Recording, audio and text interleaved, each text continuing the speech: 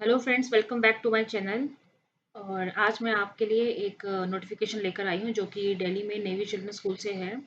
और ये अभी नया नोटिस आया है जिसमें आपको कॉन्ट्रैक्चुअल और रेगुलर बेसिस पे जॉब्स प्रोवाइड हो रही हैं।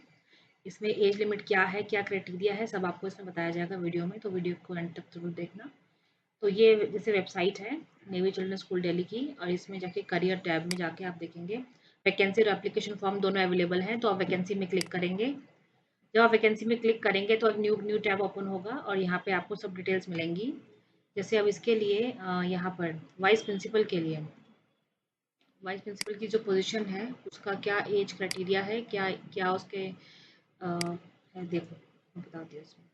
सो वाइस प्रिंसिपल के लिए रेगुलर के लिए है ये 35 से 50 ईयर्स इसकी एज है। 1 July of the academic year in which the post is being field. ठीक है, और यहाँ पे इसके लिए क्वालिफिकेशन दी है, मास्टर डिग्री होनी चाहिए कोर्स सब्जेक्ट में।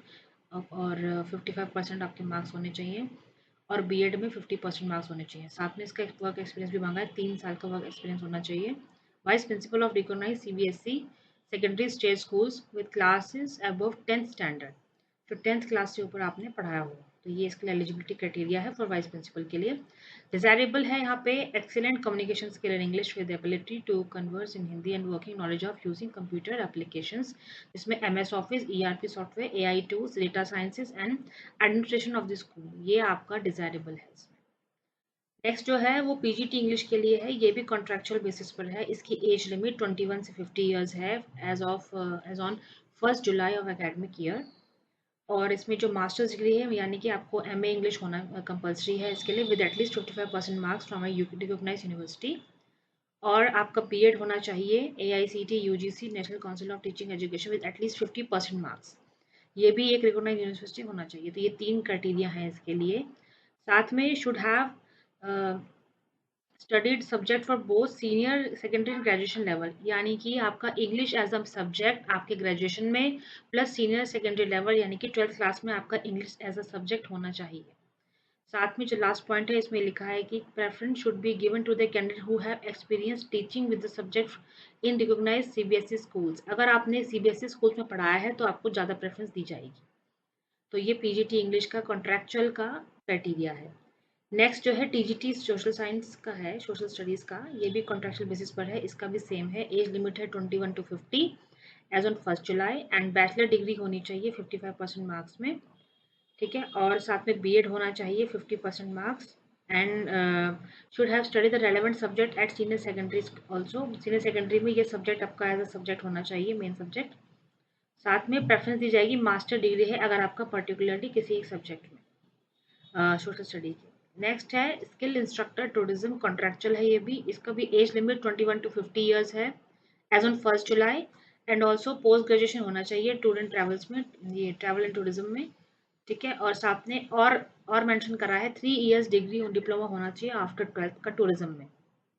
और डिजायरेबल क्या है, सर्टिफिकेट डिप्लोमा होना चाहिए योगा में और recognise institution from recognise institution, तो ये डिजायरेबल है।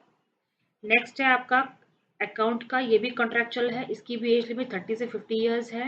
और ये इसका एक्सपीरियंस दे रखा है कि एकेडमिक एक्सपीरियंस क्या होना चाहिए, बैचलर डिग्री होनी चाहिए, अकाउंटिंग एक्सपीरियंस एटलीस्ट 3 इयर्स होना चाहिए, MS office tool, Excel, AI tools, ERP, इन सब में आपको गुड कमांड होनी चाहिए। तो ये डिटेल आप पढ़ लेना इसमें जब आप इसको ओपन करोगे। और अदर कम्युनिकेशन रिक्वायरमेंट भी है all teaching and non teaching staff के लिए, जो कि यहाँ पे these are the following common parameters for that.